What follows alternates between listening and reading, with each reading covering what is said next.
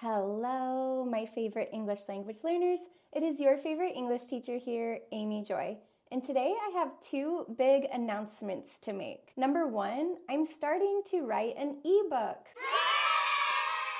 And when I asked you all what you wanted my ebook to be about, most of you said C1 and C2 level vocabulary. So if you feel stuck at B1, B2 level vocabulary, or you're taking the IELTS or TOEFL soon, or you just want to expand your vocabulary, then make sure you sign up for my email list at the link below so that you're one of the first ones to find out when my new ebook launches. And this leads me to my second announcement. In this video, you are going to learn 15 super useful C1 and C2 vocabulary words. And in order to practice, I have created a free downloadable PDF for you that will be very similar to the activities in my ebook. So if you want to get a little preview of what my ebook is going to like, or you just want to practice using the vocabulary from this video, go ahead, click the link below, and download the free PDF. And since this is an example of what the ebook will look like, if you have any feedback or ideas about what you would like to see in the ebook, let me know. I'm making this for you all and I really hope you like it. So with that being said, let's get started. The title of our reading today is AI in Journalism, a revolutionary innovation or a clash of values. Let's take a look at the words AI, revolutionary, and clash. AI is an abbreviation for artificial intelligence, which is the studying or making of computers that can copy human behavior. And some sample sentences with this word include, the development of AI has revolutionized many fields, from medicine to finance to entertainment. Or, many experts predict that AI will play an increasingly important role in shaping the future of society and the economy. So AI is really going to affect society. And our last sentence, the use of AI has raised many ethical questions. Especially as a writing teacher, I have to have lots of conversations with my students about using AI, when it is appropriate and when it's not. Number two, revolutionary. Revolutionary has a lot of useful word forms. We have revolutionary, which is an adjective, revolution, which is a noun, and to revolutionize, which is the verb. And all of these words have a meaning of causing a huge change, usually politically or technologically. For example, the French Revolution of 1789 was a period of radical political and social change that ended the monarchy and encouraged democratic ideals. Or, the civil rights movement in the 1950s led to many revolutionary changes in society. So these last two sentences, there were a lot of changes politically and socially. Next, the Industrial Revolution was a period of revolutionary change that transformed society and the economy. Now, the Industrial Revolution was when all of these new technologies were being developed, and that led to revolutionary change. And lastly, the invention of the smartphone was a revolutionary development that changed the way we communicate and access information. Number three, clash. This word can be used as a noun or a verb, and it means a fight, disagreement, or a conflict. And this word is interesting because it can be used in a lot of different situations, maybe personally, like a clash between two people.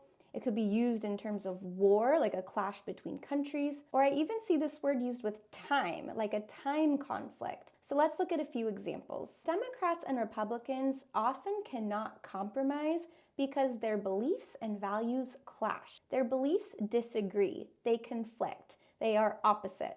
Or, the clash between the police and the protesters resulted in several injuries and arrests. Notice here how we're using the word clash as a noun this time. And lastly, you might say, I'm sorry I can't go to the meeting. I have a doctor's appointment that day and the times clash. That means that the time of your meeting and the doctor's appointment conflict. They're happening at the same time, so they clash, and therefore you can't go to the meeting. Okay, let's read about AI in journalism. It says, recently, AI tools such as ChatGPT and Bard have been in the spotlight. With the most recent release of ChatGPT, People are being humbled by its abilities to generate human-sounding language and easily complete a variety of tasks. And in this section, we're going to review the words spotlight, humble, and generate. Now, with the word spotlight, we have a common phrase, which is in the spotlight, and spotlight is being used as a noun, or you can use spotlight as a verb. And this means to get a lot of attention or to highlight something. So as you can see in the pictures, these are all theater spotlights, and this is to highlight a character on stage. So when we use this outside of theater, we're talking about giving someone or something a lot of attention. It could be good attention or it could be bad attention, but a lot of people are talking about this person and giving them attention. So to put it in a sentence, we can say, the company's CEO was in the spotlight after he was found stealing money from the company. So here the CEO is in the spotlight. He's getting a lot of bad attention. Number 2, the celebrity's personal life was constantly in the spotlight with paparazzi following her everywhere. So in this case, the celebrity is getting a lot of attention, neither good nor bad, but the paparazzi is following her and she is in the spotlight. Or you could say, in this presentation, I want to spotlight the various uses of AI. You want to highlight or you want to feature them. And lastly, the charity Feeding America spotlights the problem of hunger in the US. And in the reading, we see that AI tools like ChatGPT and Bard have been in the spotlight. Everyone has been talking about them lately. And next, we see the word humble. Now, the word humble can be used as an adjective, to be humble, or it can also be used as a verb, to humble someone. And we also often see the verb used in the passive voice, be humbled by. So the adjective means not arrogant. You don't think you're more important than other people. And when we see this used as a verb, we can say to humble someone.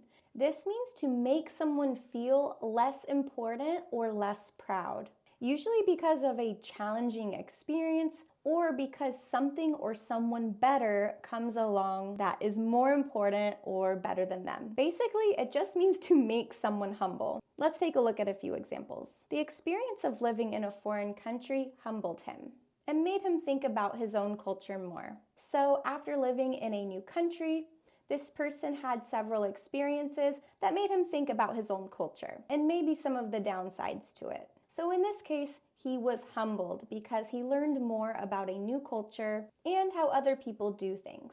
Or another example, after losing the election by many points, the politician was humbled and vowed to work harder in the future. So in this situation, the politician did very poorly in his election. He lost by a lot, which made him realize that he wasn't as good as he thought he was. It humbled him. It made him feel less important or less good at what he does. Or another example, the CEO was humbled by the company's financial struggles, and he realized he was the one to blame. In this situation, the company's CEO realizes that he's not as good or not as important as he thought he was. The financial struggles humbled him. He was humbled. And our next word, to generate. To generate means to produce or create something, often using a specific method. For example, the wind turbines generate electricity by using the power of the wind. The turbines are creating, producing, or generating energy. Or the marketing team worked to generate interest in the new product through social media and commercials. They want to produce or create interest. Or Google generates most of its revenue through advertising. We often see this collocation, generate revenue, which means to create or produce a profit, basically to make money.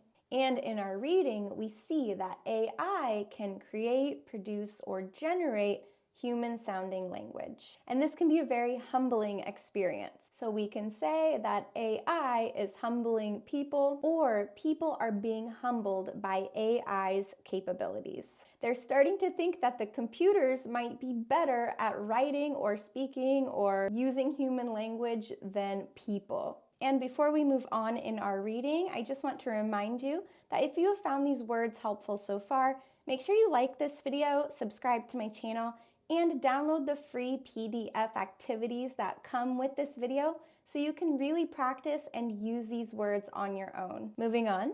From writing emails to learning a language, the applications for these tools are endless, as you can access vast amounts of information that would have been impossible to gather and process manually. However, like any other innovation, AI also raises ethical and social questions, especially in the field of journalism. So we see here the word application, and this word also has several different word forms that I want to highlight. We have two noun forms, application and app. App is short for like a mobile application. Then we also have the verb to apply. And I know you're probably familiar with the word application, meaning a form or a paper to fill out, like a job application. But this word actually has a more advanced meaning, which is how something can be applied or used. Basically, it means the purpose of a tool. So you can think about application meaning a purpose or the use of something.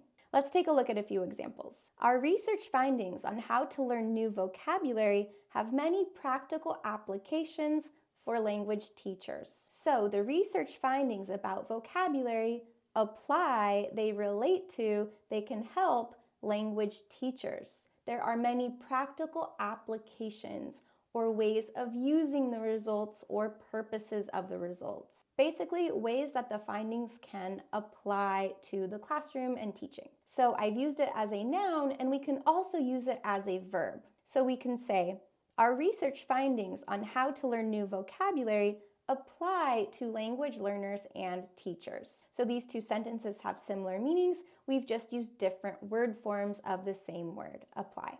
You can also say, drones have a wide range of applications, from aerial photography to responding to emergencies to delivering packages. So here we see that there are many uses, purposes, or applications for using drones. And lastly, the new habit tracker app has many applications, including monitoring your exercise and checking your sleep habits. Now, this sentence is kind of funny because we use app to mean a mobile application, and then we say that this app has many applications, meaning purposes or many uses. Now, we probably wouldn't really write this sentence because it sounds quite repetitive, but I want to show you how you can use each form of the word app or application, and I think it's kind of a funny example to show you.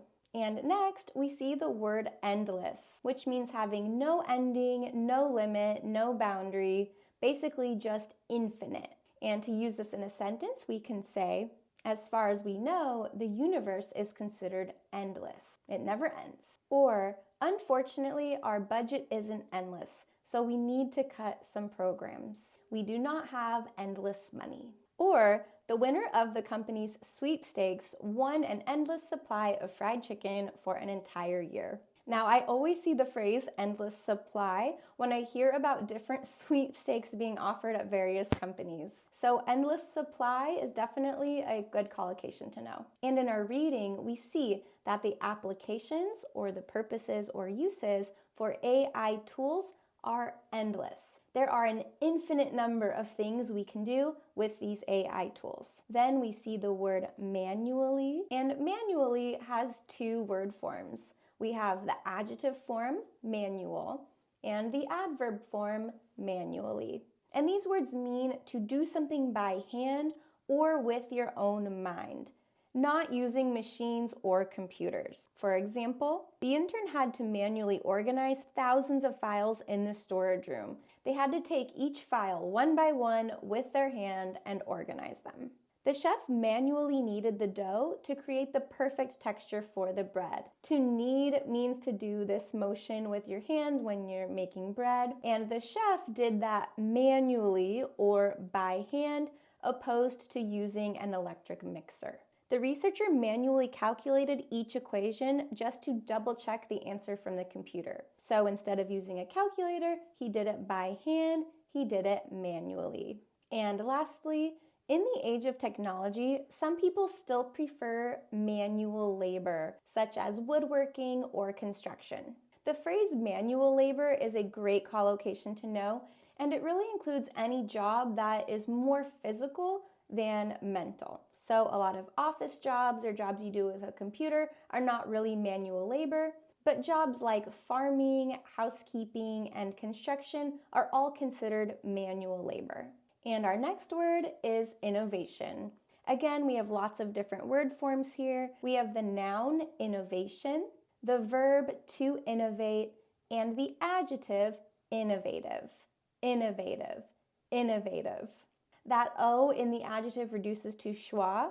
It pretty much gets left out. Innovative. And all of these words relate to the idea of creating new ideas, methods, or technologies that improve or transform current ones. For example, the internet was the most important innovation of the 20th century. Or Apple is considered one of the most innovative companies in the world. Or the company's success was due to its innovative approaches and subsequent innovations in medicine and technology.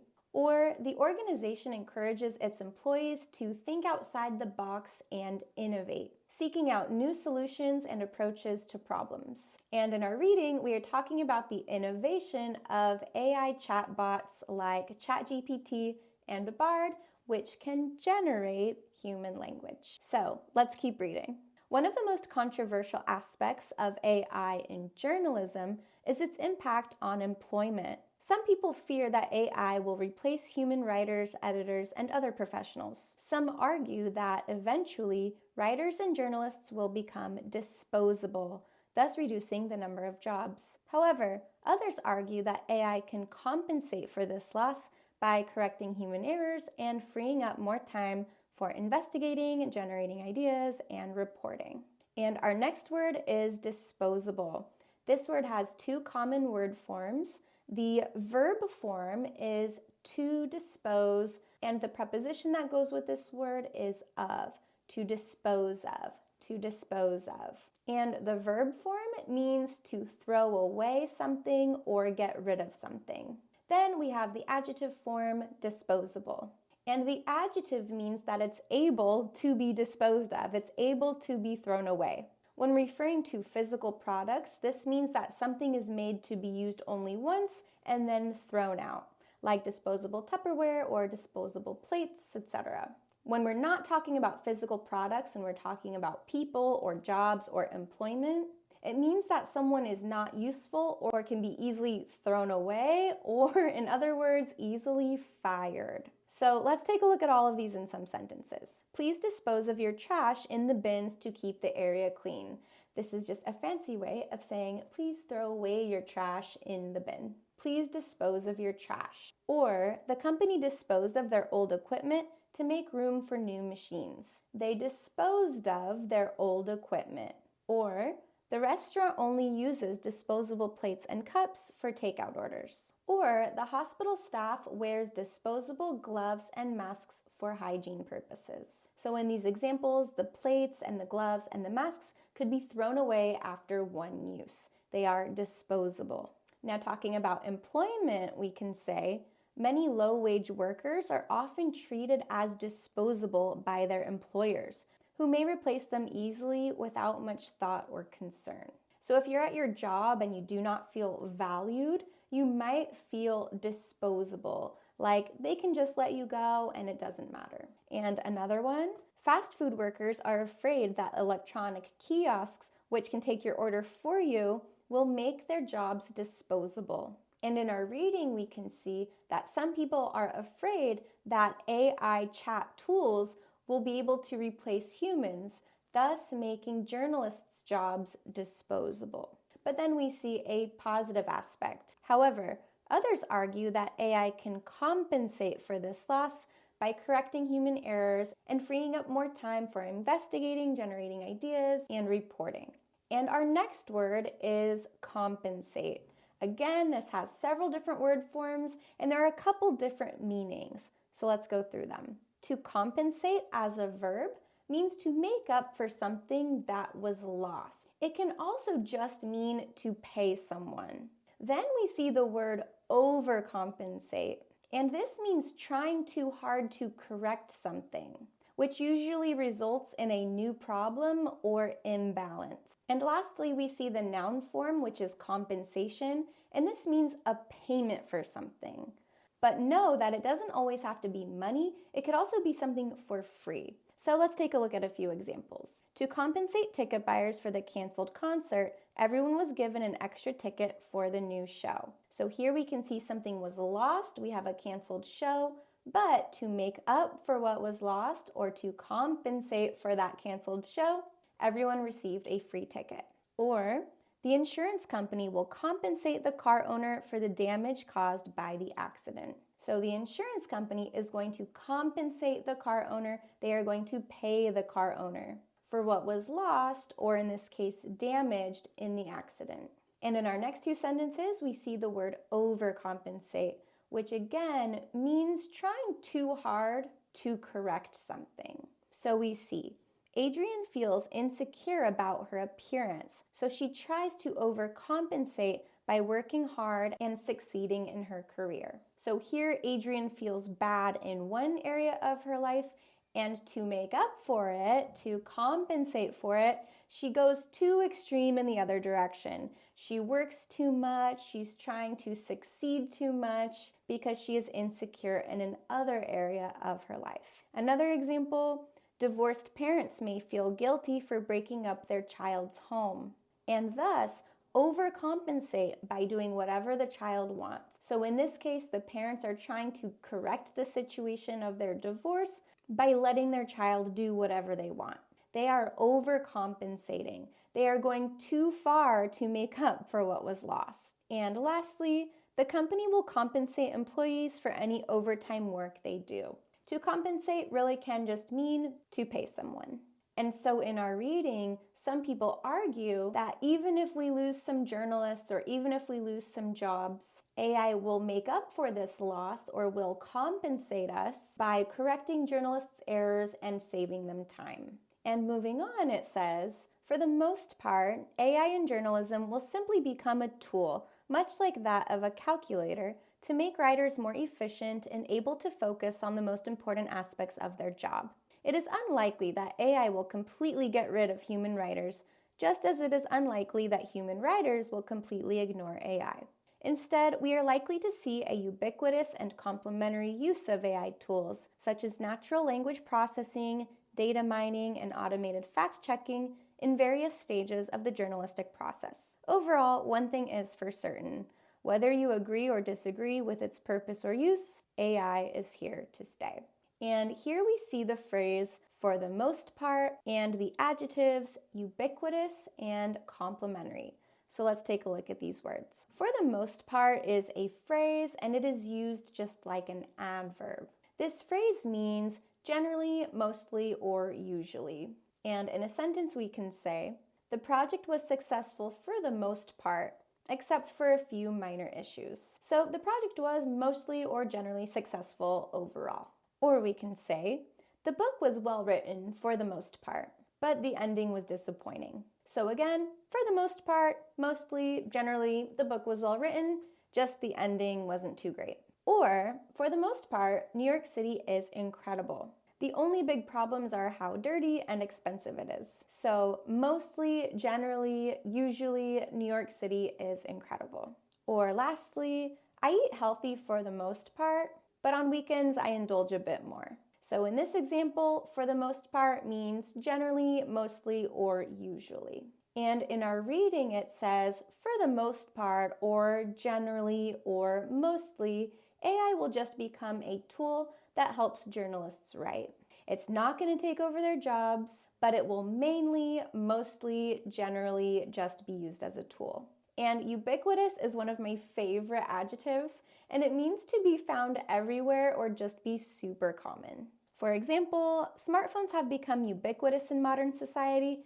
Everybody has a smartphone these days. Or Starbucks is ubiquitous, even in cities outside of the United States. Or English has become the ubiquitous language of business and commerce. Or electric cars are becoming more and more ubiquitous as gas prices rise. They're everywhere. And in our reading, they say that the use of these AI tools is going to be ubiquitous. It's going to be everywhere. And lastly, we see the word complementary. This is the adjective form, and it comes from the verb to complement. Now, you might be thinking that to compliment means to say something nice to someone, like to compliment their shirt or their shoes. But that word is actually spelled with an I. It just sounds exactly the same as this verb to compliment. But this word means to work well together by creating a balance, combining strengths, or just making something more beautiful. Let's see how we use it in some sentences. The sweet and salty flavors of the salted caramel complement each other perfectly. So the sweet and the salt, they work well together. They make each other more flavorful. They complement each other. Or you can say, that color complements your eyes nicely. That means that the color of their shirt makes their eyes more beautiful. Or the new assistant has complementary skills to the manager, which will enhance the team's performance. So in this case, maybe the manager is good at some things that the assistant isn't, but the assistant is good at things that the manager isn't. So their skills complement each other. They work well together. They create a balance. And similarly, his outgoing personality is complementary to her shyness, making them a great match. And our last example, they complement each other well because their strengths compensate for each other's weaknesses. Their strengths make up for each other's weaknesses. And in our reading, we see that the strengths of AI, like fact-checking and finding grammar errors, can complement a journalist's job and all of the things that people are good at. So we will see AI used in complementary ways. Now, don't forget to download the free PDF to practice all of these wonderful words. And also, please let me know what you think of it. Again, this is a sample from my ebook, so I would love to hear your thoughts and how to make it better. So thank you so much for watching this video. I hope you learned something new, and go practice. I'll see you next time. Bye.